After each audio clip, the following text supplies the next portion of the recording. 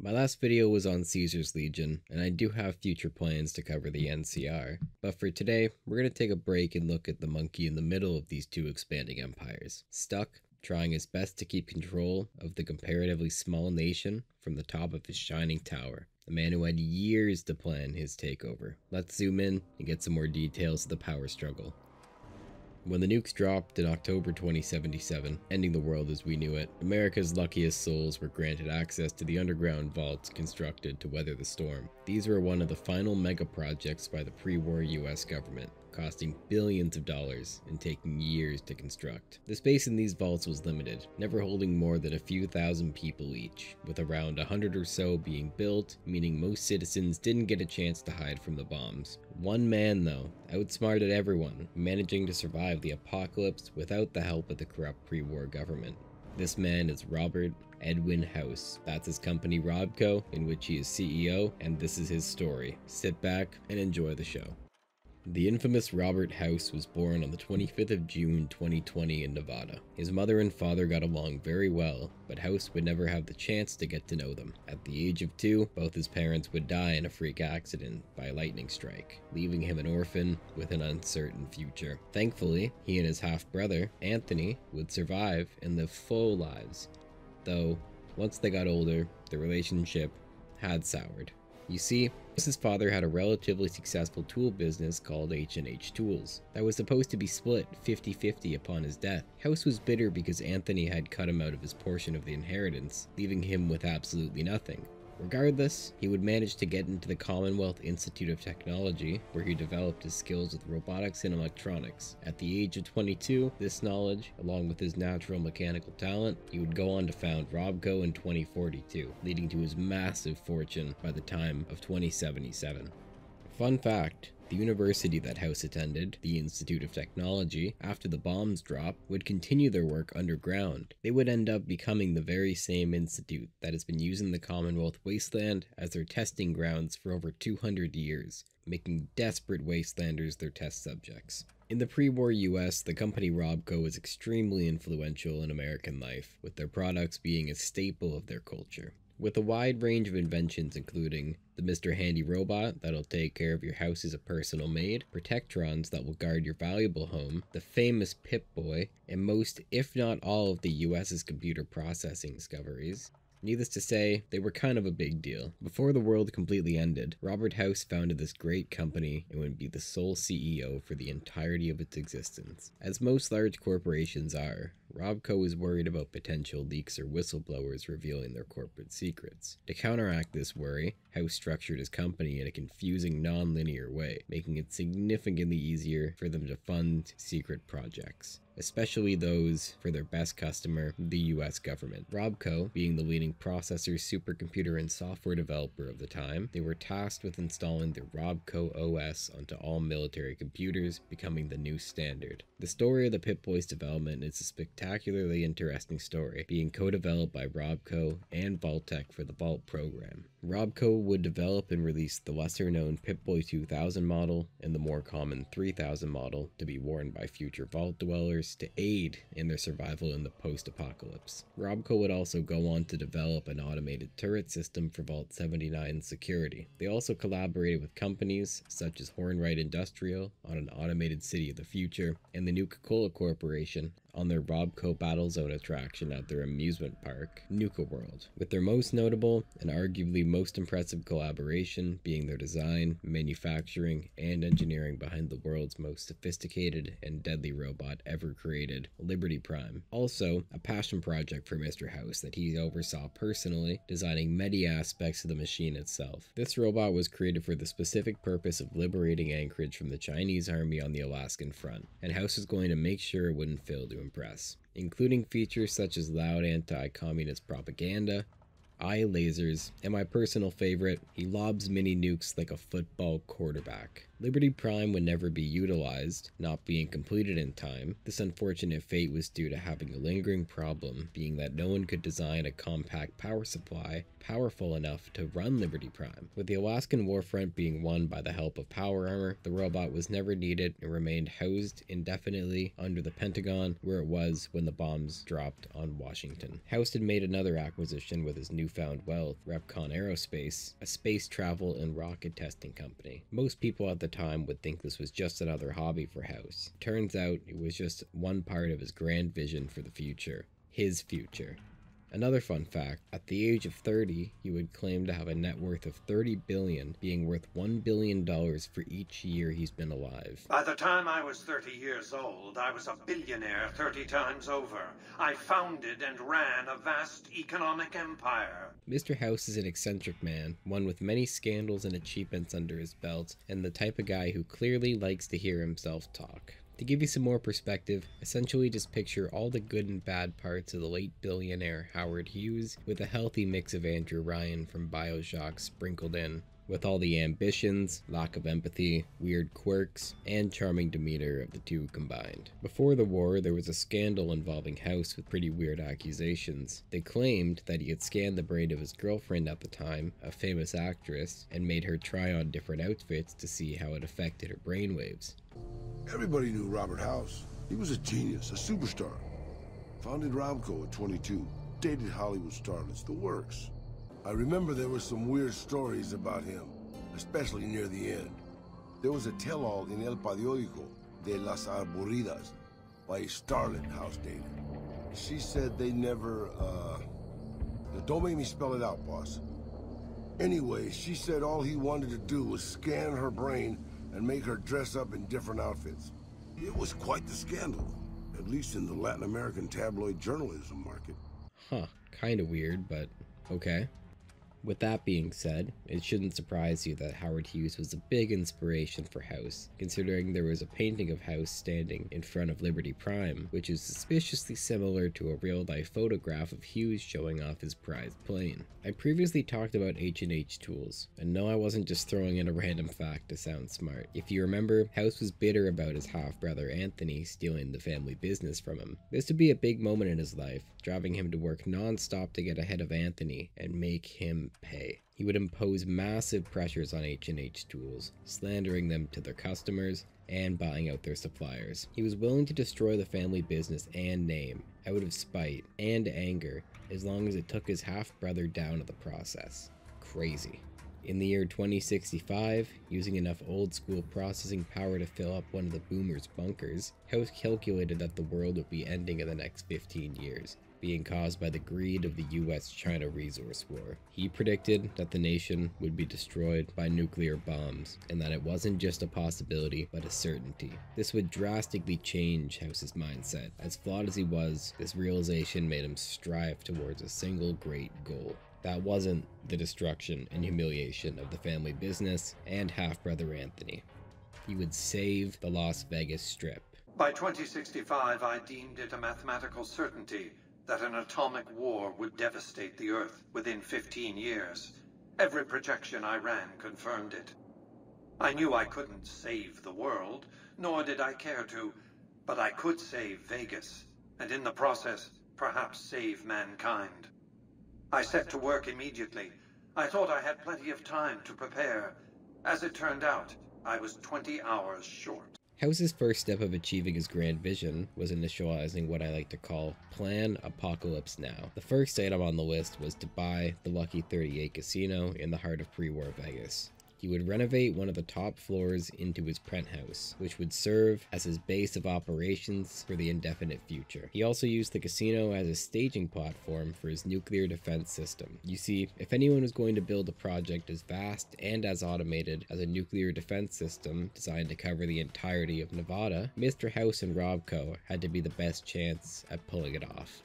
In theory, this system would use an experimental new operating system to control a massive grid of laser turrets. These turrets would track and shoot down any incoming aerial objects heading toward Vegas, including long-range ICBMs and short-range bombs dropped by plane or shot by submarine. This would secure the future of its great city regardless of the war's outcome. Aside from the nuclear defense systems, Robert House had worked in partnership with Vault-Tec to create a long-form habitation and life support device, which would keep him alive indefinitely as long as he had enough power to run the systems. This shouldn't be an issue given there's a massive reactor in the basement. He would complement these life support systems with an integration of a massive supercomputer, allowing him to wire his brain into the system, accessing a large archive of information kept on its storage banks. On the fateful morning of October 23, 2077, after years of planning and preparation, the last day of the world as he knew it had come, at the hands of thousands of nuclear bombs. House was prepared for this day, having his plan to safeguard the Mojave being fully implemented. On the day of the Great War, 77 atomic warheads targeted Las Vegas and its surrounding areas. My networked mainframes were able to predict and force transmit disarm code subsets to 59 warheads, neutralizing them before impact. Laser cannons mounted on the roof of the Lucky 38 destroyed another 9 warheads. Except for the final piece of the puzzle. The rest got through, though none hit the city itself. A suboptimal performance, admittedly. If only the platinum chip had arrived a day sooner. House is running his defenses on an initial version of his operating system, being more basic in its functions and having more bugs than he'd like. His remedy to this problem was his newly designed and refined OS, which would make his systems work at full capacity without any faults. The upgrade, housed on a proprietary storage device House created, the Platinum chip, was scheduled for delivery by courier in the afternoon of October 22, 2077. Unfortunately, the delivery would be delayed by 20 hours, meaning it would never arrive before the bombs inevitably came. House, furious and kinda panicking at this point, would do one final check of his systems before entering his hibernation chamber and plugging himself into his network to command his defense. Even with his pre-flight check, House faces crash after crash after crash. Fighting through the glitches, House still manages to defend most of the missiles headed towards Vegas. Due to the limitations of the software, he unfortunately was not able to stop all the bombs from hitting the Mojave, but was able to save the city of Vegas itself. The massive strain on its systems would force the Lucky 38's reactor to be shut down, facing a total meltdown. For decades, the man was plagued with rolling blackouts, system crashes, and complete chaos, causing him to finally reboot his systems to an older version of the same OS. Being insufficient for his life support systems, House fell into a coma for multiple decades, leaving Vegas open to the rest of the world. It would be almost 150 years before he'd be able to fully regain control of his mighty tower and begin the building process of his post-war empire. They say he saved Las Vegas. I was in Mexico City when the bombs dropped. Even from there, we could see House's defensive rockets shooting down the incoming missiles. Everybody assumed he died in the war. Maybe he did. But his robots are still out there roaming the waste. And now, a Mr. House rules New Vegas. It's big, it's bright, and it's one of the biggest cities still left from before the war. Well, mostly anyway. Used to be just a curiosity. The buildings were pre-war. But it's just as full of raiders and barbarian tribes as any place else. Then Mr. House took over. Got the power turned back on. And got the tribes reformed into something civilized. And now they run his casinos for him. Maybe the new guy is just a clever raider chief with knowledge of history. Maybe he just left instructions for his robots to carry out in his name. Or maybe Robert House uploaded his brain pattern into a computer and rules to this day a godless, soulless machine god. Maybe the whole thing's a crazy coincidence. Who knows? Suddenly, in 2138, House awoke from his coma. After nearly 60 years incapacitated, he and his tower were in pretty rough shape. He decided that instead of taking the immediate risk of opening the tower doors and showing himself to the locals, he would take his time repairing and preparing for his entry into the new world. Remember, he's no longer limited to the normal lifespan of a human, so he quite literally has all the time in the world. But in exchange, he now looks like this. A sacrifice worth making, but still a gross one. House wouldn't open the doors to his casino until the year 2274, and even then he was forced to do it earlier than planned. This was due to House spotting a forward scouting party from the NCR heading to the Hoover Dam. And if House knew anything about greedy democracies, they'd be moving into the area in a matter of months, at the longest years. House's move in the new post-apocalyptic world would be to rebuild Vegas. He wouldn't be able to do this with his Securitrons alone, so he decided to enlist the local tribes into the rebuilding process. He would send out Securitrons to all the local leaders, initially starting with one robot, but when they would be shot down by the tribals on multiple occasions, he would send dozens to make his message clear. House was here to make you kings of these lands, not be your king. We were east of Vegas when the first Securitron we ever saw rolled up on us. We junked it in a minute flat. The next day, 20 roll up, so we listened. Said we'd been selected. Vegas needed us to defend it. In exchange, we'd get cushy digs, full stomachs, medical treatment. Everything a nomad never gets, in other words. Most of the tribe thought we should say no. I thought it was the best idea ever. Took over 3 days after Mr. House introduced himself. Our chief at the time, mountain of a guy named Bingo, wanted to stay nomadic. I disagreed, so he challenged me to the knife. He looked so surprised when I stuck that knife in his neck. Thought he was so tough, but he was so slow. That's how I made chief. It's how things were back then. House would strip these tribes of their primitive and in some cases cannibalistic cultures and infuse them with the style of old Vegas, putting 3 tribes in power and providing each of them with their own casino. The Mojave Boot Riders became the chairman, a mafia-inspired culture resembling the Vegas of old, with most of their inspiration being pulled directly from House's supercomputer storage banks. Now, in the way back, we called ourselves the Boot Riders. Silly name, but that's how we rode the Mojave, dig? On our feet. We were nomadic badasses not to be trifled with, a gang of ruffians, though with a certain panache. When House gave us the tops to renovate, his robots dropped off boxes full of suits and ties and wingtip shoes. Told us we were the chairman now. That caused an uproar, but I said the name sticks. Chow to the old ways, baby. Time to swing in style. If the shoes fit, you wear them. The Slitherkin became the Omertas, another mafioso-inspired faction, this time taking heavy influence from movies such as Al Pacino's Scarface, and would become the biggest prostitution ring in the wasteland. And finally, we have the White Glove Society, whose original name is never to be spoken or shared under orders of House.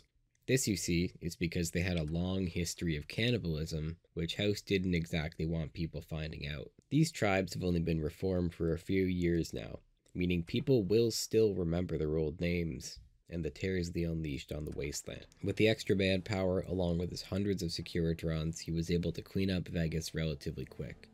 Within a few short years, they had cleaned out most of the rubble from the surrounding areas and refurbished the 3 major casinos the families had moved into. Within the mass amount of rubble, they also found a vault filled with survivors, Vault 21. This, thankfully for the dwellers, wasn't some horrible experiment gone wrong, but a harmless one based on gambling. The government of the vault was set up to have no system of voting. For any disagreements or competitions in the vault would be settled by playing cards, with the preferred game being blackjack or poker. This would greatly help Mr. House with the re-establishment of the casinos, with many of these citizens bringing the spirit of card playing back to Vegas. The vault would later be turned into a hotel to accommodate the large amount of incoming travelers. They were so productive in the cleanup that House was able to even set up walls along the perimeter of Inner Vegas, allowing him to set up checkpoints with gates to control the flow of people in and people out, providing him with an even stronger grip on the local area and populations. House would leverage this large influence into setting up the Free Economic Zone of New Vegas, an independent nation-state run by Mr. House that officially governed the surrounding area. I've resurrected Vegas, spirit intact. What I need now is the ability to enforce my rightful claim. Not just against Caesar's Legion, by the way. In fact, the NCR is a more present and insidious threat. To enforce, one must have force, a position of strength. Years ago, when I detected NCR scouts roaming the Mojave, I could tell from their uniforms that these were no mere tribesmen. I knew it was only a matter of time before an army appeared to take control of the dam, and I knew my Securitrons wouldn't be enough to oppose them. And so I recruited the 3 families.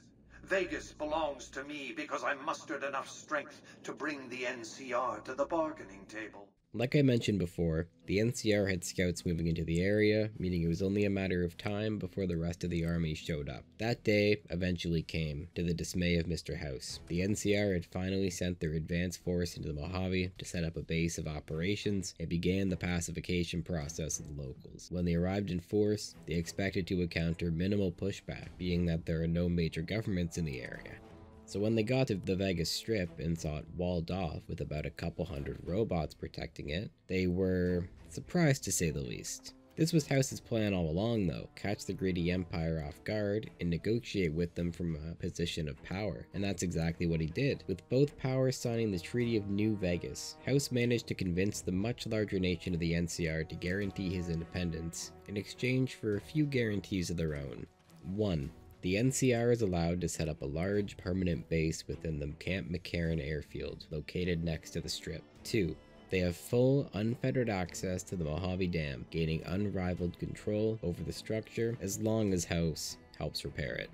3. The NCR would be allowed to access the Vegas Railway that connected Camp McCarran to the Strip. 4. The NCR gets to set up a diplomatic embassy on the Strip, using the railway to connect it to their base. And most importantly, 5.